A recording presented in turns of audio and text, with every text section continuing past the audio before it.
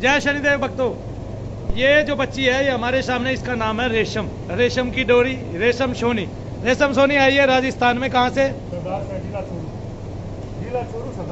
जिला चूरू से। और हमने रेशम को देखा और पाया रेशम में निगेटिविटी है। रेशम में निगेटिविटी थी शादी से पहले, लेकिन शादी से पहले की निगेटिविटी थी। लेकिन जब रेशम मेरे पास आई तो कोई और कार्य लेके आई, क्योंकि रेशम का मुंह खुलना बंद हो गया था और जबड़ा लॉक हो गया था, आवाज चली गई थी और डॉक्टर बता नहीं पा रहे थे कि क्या है क्या नहीं है। लेकिन हमने इनको एक ही विश्वास दिलाया कि हम रेशम का 4 दिन जाप करेंगे। और रेशम का हमने उस दिन भी जप किया, सवेरे से लेकर शाम तक। और हमने रेशम को फिर रेशम के घर भेज दिया। और जब रेशम के घर गई तो बीच में इसका मुंह खुल गया और आवाज आ गई। और सबसे पहले आप इनके ससुर हैं? हाँ जी। देखो इनकी ये बेटी है, यानी कि बहू बेटी है। बहू जरूर है, लेकिन मैंने इसको अपनी बेटी की तरह रखा है। बहू बेटी है, बहू बेटी है। और 18 महीने से ये पीड़ित है, इसका सिर दर्द होता था। फिर ये प्रेग्नेंट हो गई। उसके बाद में डॉक्टर ने बोला कि ये जब बच्चा हो जाएगा तो ऑटोमेटिक सही हो जाएगी। तो उसके बाद में जब इसको 7वां महीना लगा तो उसको दौरे आने लग गए। एक मिनट में ये बेहोश होने लग गई, कभी कुछ होने लग गया, कभी कुछ होने लग गया। उसके बाद में इसकी डिलीवरी 1 महीने पहले मैंने मजबूरी में करवाई। 8वें महीने में मैंने इसकी डिलीवरी करवाई। बच्ची एकदम स्वस्थ है, घर पे है, सीजन से इसकी डिलीवरी हुई। उसके बाद में इसका मुंह बंद हो गया और 6 दिन तक ये 15 दिन की डिलीवरी होने के बाद में कुछ नहीं खाया, क्योंकि जब मुंह खुला ही नहीं तो खाएगा क्या। उसके बाद में मैंने यहाँ शनिधाम लेके आया। मन्नू भैया ने काफ़ी प्रयास किए, यहाँ पे भी मुंह नहीं खुला। लेकिन मन्नू भैया ने मुझे विश्वास दिलाया कि जब आप घर पहुँचोगे तो इसका मुंह खुला मिलेगा। तो मैं बादरगढ़ ही नहीं पकड़ा, तो बादरगढ़ के अंदर इसने मुझको खुद कहा कि पापा मैं चाय पीऊँगी। मैं कह रहे तेरा तो मुँह खुल गया। ये है 18 महीने से मैं पीड़ित हूँ और कम से कम 27 डॉक्टरों से मैंने ट्रीटमेंट ले लिया है। अच्छा, कोई फायदा नहीं है। प्रमाण भी है 27 डॉक्टरों का। ये न्यूरो केयर हॉस्पिटल है, इसमें प्रोफेसर डॉक्टर NC पुनिया है ये, और doctor LN Agarwal, doctor Ashok Kumar Bhadania. मैंने इनको ऑनलाइन चेक करवाया 2 महीने पहले।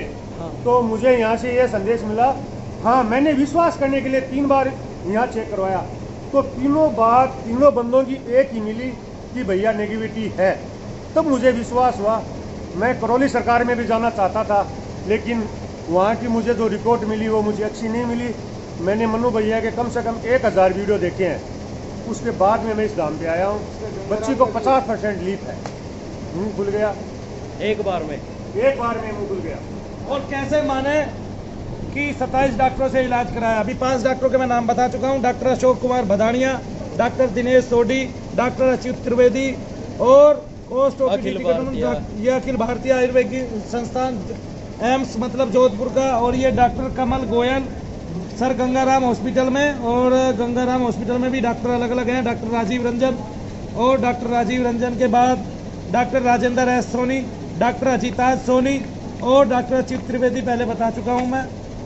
अच्युत त्रिवेदी से इन्होंने ज़्यादा इलाज कराया। डॉक्टर अभिषेक कोचर, डॉक्टर हलपूर सिंह बिश्नोई और डॉक्टर शिल्पी कोचर, डॉक्टर अभिषेक कोचर फिर।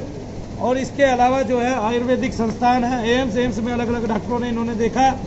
और ये है eternal hospital doctor Suresh Gupta. इसके अलावा रिपोर्ट की इनकी बड़ी लंबी फाइल है, सब नॉर्मल है, कुछ नहीं है। और हर एक फाइल में ये नॉर्मल ही आती थी। डॉक्टरों ने कहा भी किसी डॉक्टर पोज कर रही है, घर ले जाओ।